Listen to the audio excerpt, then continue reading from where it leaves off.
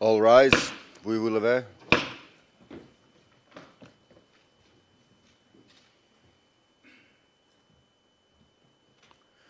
The International Criminal Court is now in session. L'audience de la Cour pénale internationale est ouverte. Please be seated. Vous vous asseoir.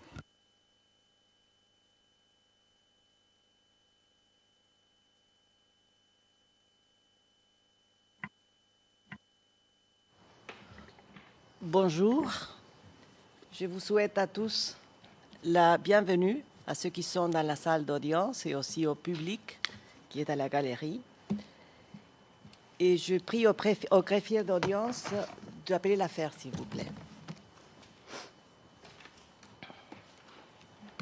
Merci Madame le juge. La situation en République de Côte d'Ivoire dans l'affaire le procureur contre Charles Blé Goudet, ICC 0211 0211. Je vous remercie et je demande maintenant aux parties et au greffe de se présenter. Je vous rappelle de parler, s'il vous plaît, lentement, de marquer des pauses avant de répondre à des questions afin de permettre aux interprètes de faire leur travail. Madame le procureur, puis-je vous demander de vous présenter ainsi que présenter à votre équipe, s'il vous plaît. Vous avez la parole, madame. Thank you, Madam President. Merci, Madame le Président. Donc, le bureau du procureur est représenté aujourd'hui par M. James Stewart, M. Eric MacDonald, M. Lloyd Sang, Mme Christina Varga, Maria Bernenkova, Flori Hick et Andrea Fulga. Et je suis Fatou Bensouda, Je vous remercie, madame. procureur. Je m'adresse maintenant à l'équipe de la défense de M. Blé Goudet. Je vous prie de laisser le soin à votre client de se présenter lui-même plus tard. Mais vous avez la parole pour vous présenter ainsi que votre équipe, s'il vous plaît. Good morning, Your Honor. Bonjour, Madame le Président. Je suis Maître Nicolas Kaufmann. Je suis membre du barreau israélien d'Angleterre et Pays de Galles. Je représente M. Blé Goudet et à côté de moi, une personne que nous connaissons très bien et sans le soutien de laquelle un grand nombre d'équipes de défense ne pourraient pas fonctionner. Donc, Maître Xavier Jean Keïta. Ensuite, Razila Drazidovic, notre commise aux affaires, qui vient de l'OPCD, elle aussi. Et bien sûr, M. Blé Goudet, qui va se présenter par la suite. Avec votre permission, j'aimerais aussi citer 4 autres personnes qui travaillent avec acharnement en Côte d'Ivoire pour M. Blé Goudet, qui ont travaillé pour lui lorsqu'il était prisonnier là-bas. Maître Hervé Guaméné, Maître Claver Hendry, Maître Serge Mougnon et Maître Félix Bobré. Je vous remercie.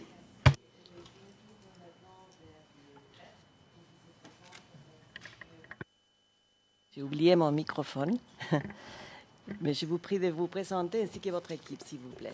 Je vous remercie, Madame la Présidente. Sur le banc du greffe à mes côtés, il y a Vera Wang, qui est juriste au sein du cabinet, et Dairou Santana, qui est juriste à la détention, et moi-même, Marc Dubuisson, directeur des services de la Cour, qui représente le greffier Herman Van Eubel. Je vous remercie. Je suis Sylvia Fernandez, la juge présidente de la Chambre préliminaire 1, ainsi que la juge unique pour cette affaire. Je suis accompagnée aujourd'hui de M. Gilbert Beatty, Silvestro Stassone, Simon Grabovets, Thomas Hamilton et Lucia Schobhau. Maintenant, je voudrais m'adresser à M. Blé Goudet et lui demander de bien vouloir se présenter. Je vous prie de vous lever, M. Blé Goudet, et je vous invite à nous dire quel est votre nom, votre date et lieu de naissance, ainsi que votre profession actuelle, s'il vous plaît. Monsieur? Merci, Madame la juge. Je suis Blé Goudet Charles, né le 1er janvier 1972 à Niambrayo, dans la sous-préfecture de Djiberoua, département de Gagnoua. Je suis consultant en communication politique. Je vous remercie. Je vous remercie. Je constate que vous comprenez et parlez le français parfaitement. J'imagine que c'est votre langue maternelle, Monsieur Blégoudet. C'est cela, madame. Je suis d'un pays qui a été colonisé par la France. Et donc, je parle français. Mais je comprends que vous parlez aussi l'anglais parfaitement, que vous avez étudié à l'Université de Manchester, c'est bien ça? Ce n'est pas faux, madame la juge. Vous le parlez, vous le comprenez, vous le comprenez parfaitement? Yeah, I can speak English, but I prefer to speak in Je peux French. parler anglais, mais je préfère parler français. Donc vous pouvez parler anglais, mais vous préférez vous exprimer en français. C'est cela, dit le président. Monsieur Blégoudet, en effet. Je crois qu'il est utile de clarifier la nature et la portée de cette audience. Il est important de rappeler qu'il ne s'agit pas aujourd'hui d'un procès ni d'une audience de confirmation des charges. Aucun élément de preuve ne sera recueilli ni présenté, et il n'y aura pas non plus de questions touchant à la culpabilité ou à l'innocence de M. Blégoudet. La portée de cette première comparution est limitée à 3 objectifs, conformément à l'article 60, paragraphe 1er du statut de Rome et la règle 121, paragraphe 1er du règlement du procédure et des preuves. Premièrement, cette audience a pour objet de permettre à la chambre préliminaire de s'assurer que la personne ayant fait l'objet du mandat d'arrêt a été informée des crimes qui lui sont reprochés.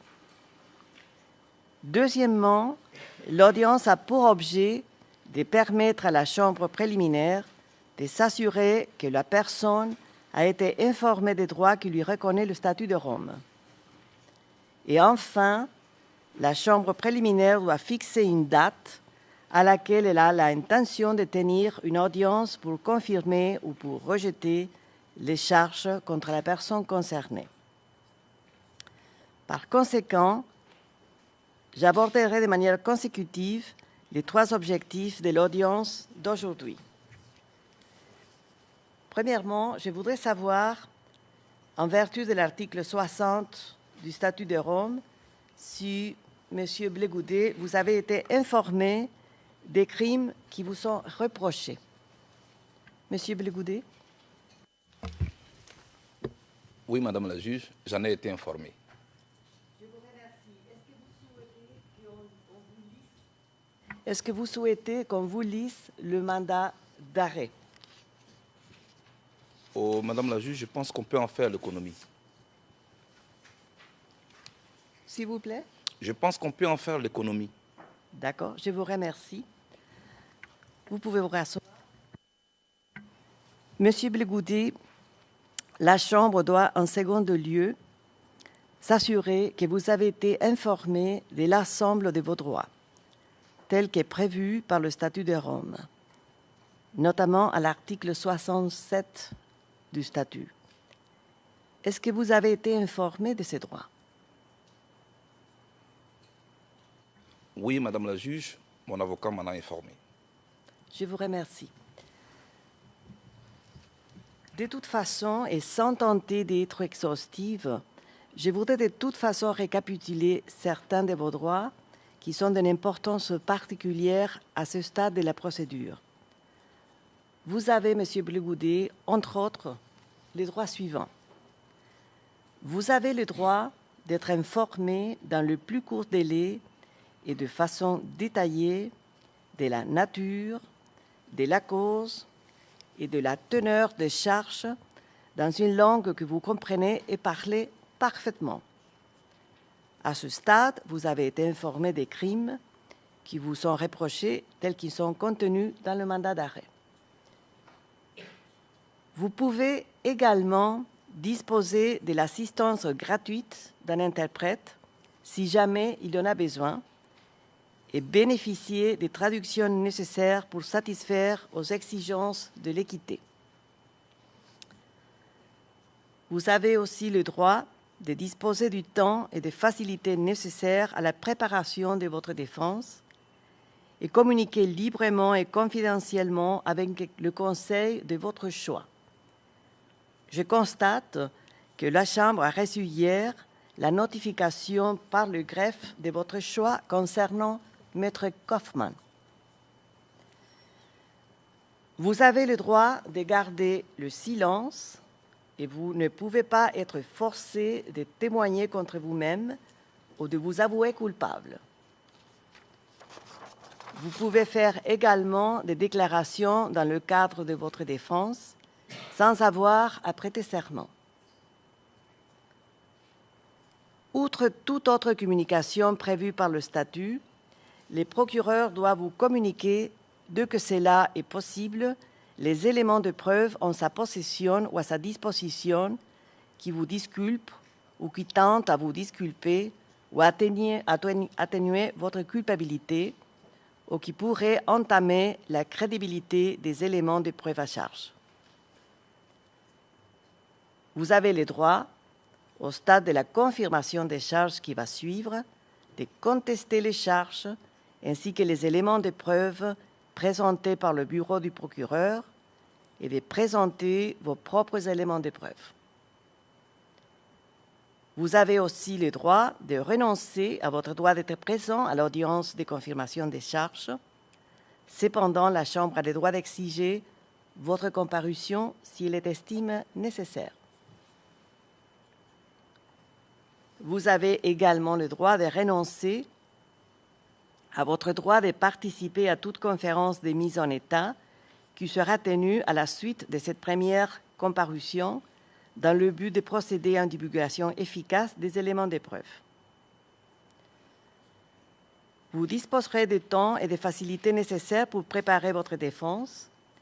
Vous aurez notamment la possibilité d'interroger ou de faire interroger des témoins à charge et d'obtenir la comparution des témoins à décharge ainsi que de présenter d'autres éléments de preuve.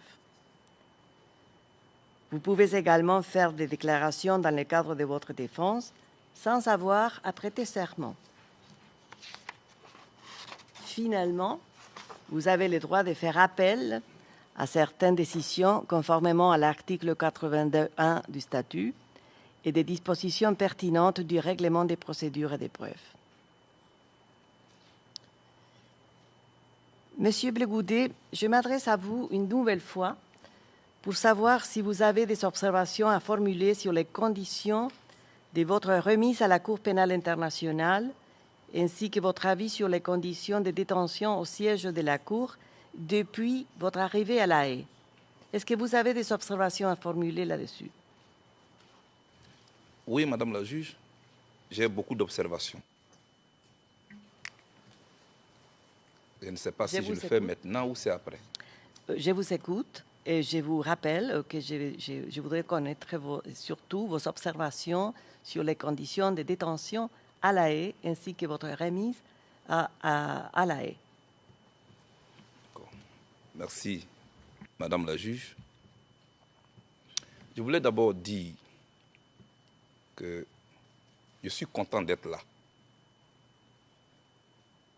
Pour le respect que j'ai pour les victimes, mais de toutes les victimes de la crise qui a secoué mon pays, je suis content d'être là. Dans l'affaire qui m'oppose au procureur, pour que la vérité soit sue, afin que cessent les murmures.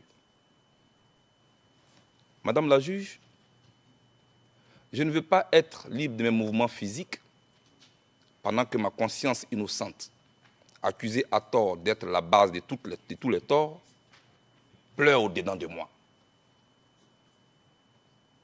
Madame la juge, contrairement à une certaine opinion qui estime, à tort ou à raison, qu'un voyage à la CPI est un voyage de non-retour, je pense qu'un citoyen qui est suspecté par la CPI peut venir ici, faire l'objet d'un procès, et s'il est innocent, peut repartir chez lui. Et je sais que je repartirai chez moi. Et je sais que je repartirai chez moi.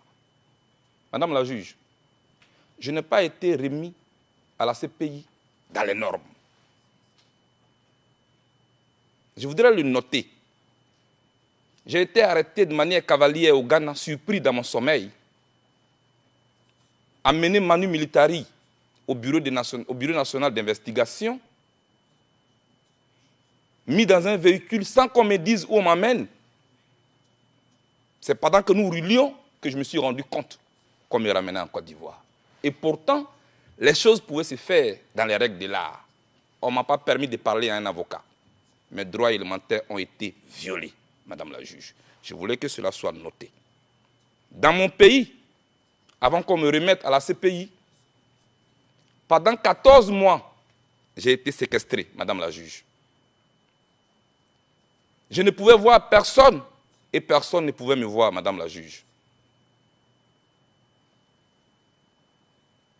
J'ai fait 10 mois dans un violon, nu. Je n'étais pas bien nourri. Chaque soir, Madame la juge, je devais chercher un morceau de viande solitaire dans une mare d'eau abusivement appelée soupe. Madame la juge, chaque fois qu'on devait me déplacer, on me bandait les yeux avec un morceau de pagne. On me mettait une cagoule. À part la DST, mon pays où j'ai fait près de 9 mois et demi dans un violon, avec pour voisins Jean-Yves Diboupieux et Jean-Noël Abbaye.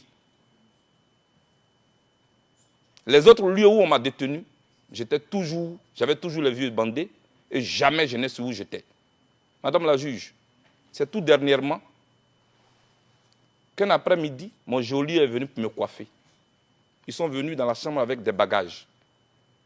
Ils m'ont amené au sous-sol toute l'après-midi. Et c'est quand nous sommes remontés que je me suis rendu compte que la chambre était d'une propreté sans pareil. Ils ont rangé des livres. Ils ont rangé tout ce qu'il y avait à ranger. Et ils avaient un appareil photo. Ils ont commencé à me photographier. Ils me disent, il faut sourire. Et je souris. Fais comme si tu étais en train de lire. Et je lis. C'est plus tard que je me suis rendu compte que c'était une mise en scène que le ministère de l'Intérieur de mon pays venait de faire. Madame le juge, j'ai été réveillé le 21 mars à minuit. On m'a bandé les yeux. On m'a mis une cagoule. On m'a mis dans un véhicule. De minuit jusqu'au matin, j'étais assis dans une chaise, les yeux bandés, la tête encagoulée. Et c'est le matin, quand on m'a enlevé la cagoule, que je me suis rendu compte que j'étais à la DST à nouveau. Mis dans un véhicule, on m'a conduit chez le procureur. Madame la juge, c'est là qu'on m'a signifié votre mandat d'arrêt. Le même jour, au pas de course, les autorités de mon pays ont fait siéger la chambre d'accusation qui devait approuver mon transfèrement. Madame la juge, c'est comme ça que j'ai été remis le lendemain à la CPI. J'estime qu'on peut faire la politique avec élégance, avec sagesse, et que la prison n'est pas un instrument pour briser le moral de ses adversaires politiques. On n'utilise pas la prison pour cela. Quelqu'un est accusé, avec tous ses droits, on peut le mettre en prison. S'il est reconnu coupable, il est condamné. Et je voulais vous dire, dans cette cour où je suis, si je suis reconnu coupable, que la loi me soit appliquée dans toute sa rigueur. Mais si je suis jugé pour ce que j'ai fait et non pour ce que je suis, que je sois reconnu innocent et que je reparte chez moi. Et je sais que je repartirai chez moi. Car dans mon pays, on me traque. On traque ma famille. On fait un chantage politique à ma famille politique et biologique. Mon médecin en prison. Tous mes collaborateurs en prison. Pas pour ce que j'ai fait, mais pour ce que je suis. Parce que si on devait me poursuivre en Côte d'Ivoire pour ce que j'ai fait, il y a beaucoup de personnalités pro Ouattara qui ne peuvent même pas me regarder en face. Madame la juge, je ne veux pas être la honte de ma génération. Je ne veux pas être la honte de ma famille et de mes enfants. Je suis venu ici et je me considère en mission pour la manifestation de la vérité. Je suis pro-Gbagbo, j'en suis fier d'être. Je l'étais hier, je le suis aujourd'hui. Madame, j'ai appris avec Gbagbo le dialogue. J'ai appris avec Gbagbo la réconciliation. J'ai appris avec Gbagbo qu'il faut convaincre l'adversaire et non le vaincre. Et pour cela, je suis pour que la manifestation de la vérité se fasse. Madame le juge, que la paix soit en Côte d'Ivoire et que la Côte d'Ivoire ne s'embrasse pas à cause de moi. Je vous remercie. Je vous remercie. Est-ce que vous avez des des observations additionnelles à formuler sur vos conditions de détention à La Haye. Est-ce que tout Merci, se passe Madame la bien juge. ici? Je suis venu à La Haye. C'est ici que moi j'ai appris qu'un individu peut avoir des droits qui lui sont reconnus. Et je voudrais vous remercier pour ça d'ailleurs. Je suis bien traité ici. Et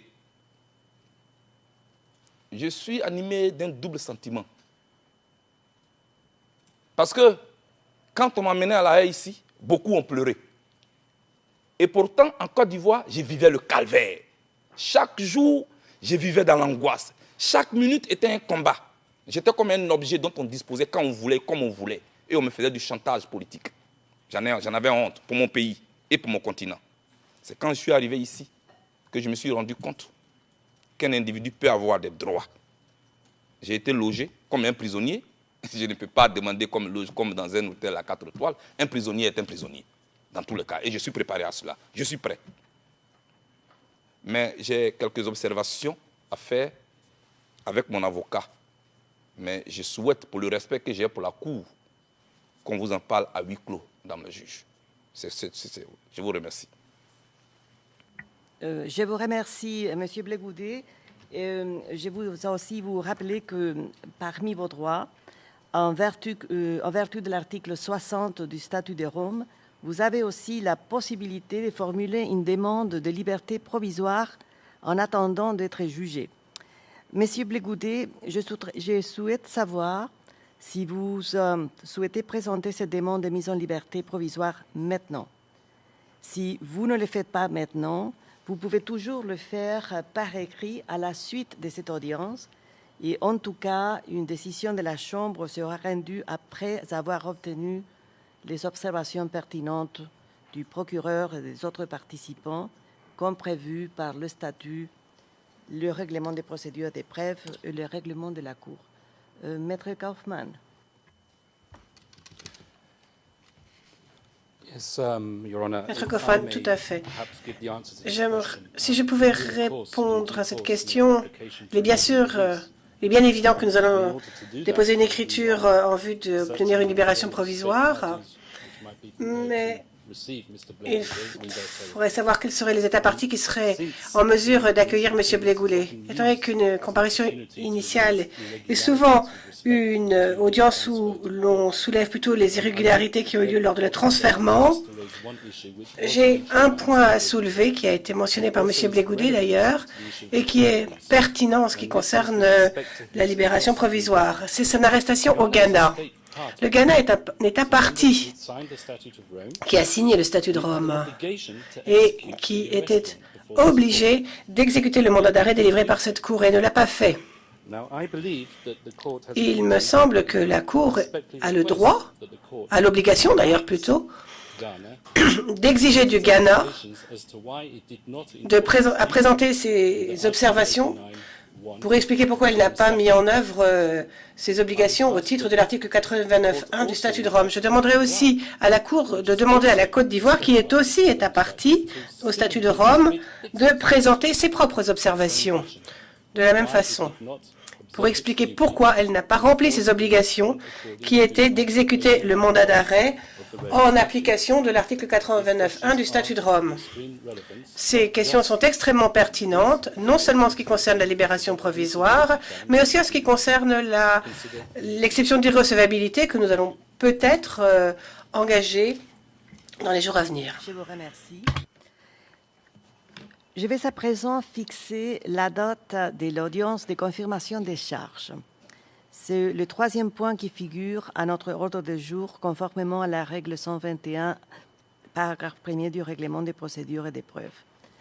La Chambre doit, bien sûr, donner suffisamment de temps pour que les parties puissent se préparer et participer de manière effective à l'audience de confirmation des charges.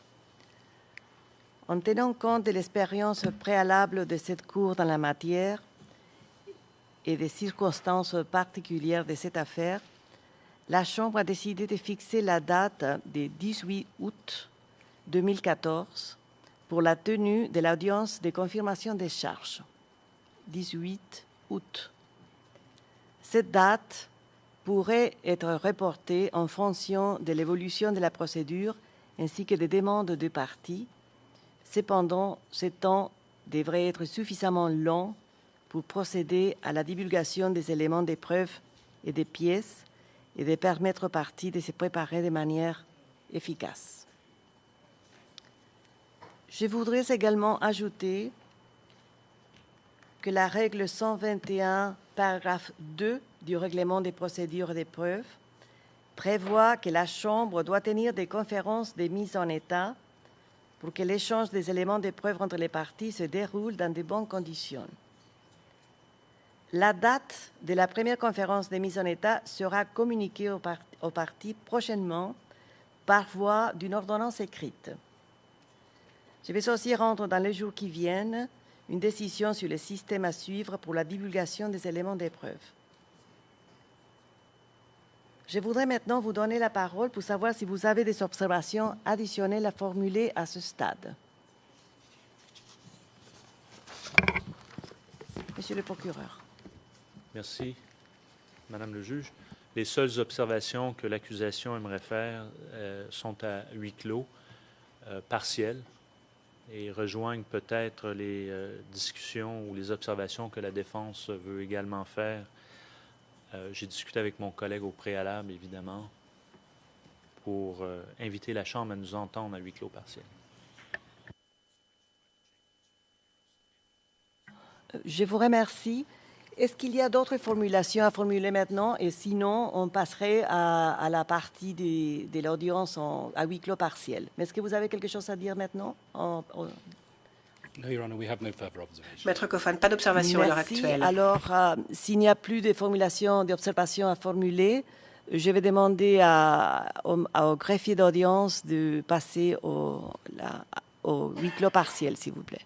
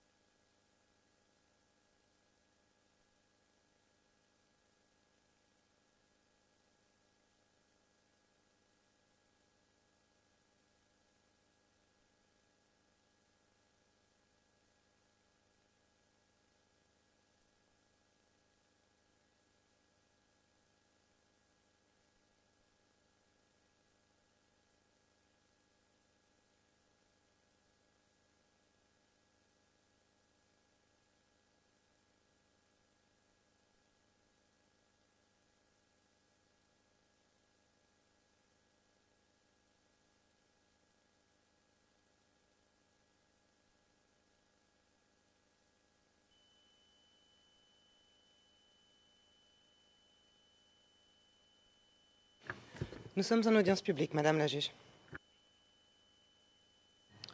Nous sommes de retour en audience publique. Je demande pardon au public qui nous a dû attendre pendant que nous étions en session de huis clos partiel. Mais nous sommes arrivés maintenant au terme de l'audience de la première comparution dans l'affaire le procureur contre Charles Blé Goudet. Je voudrais saisir cette occasion pour remercier les parties et les participants à cette audience, ainsi que les interprètes, les sténotypistes, et je voudrais demander aux agents de sécurité d'attendre ma sortie avant qu'ils n'escortent M. Blé Goudet en dehors du prétoire. L'audience est levée. All rise. We will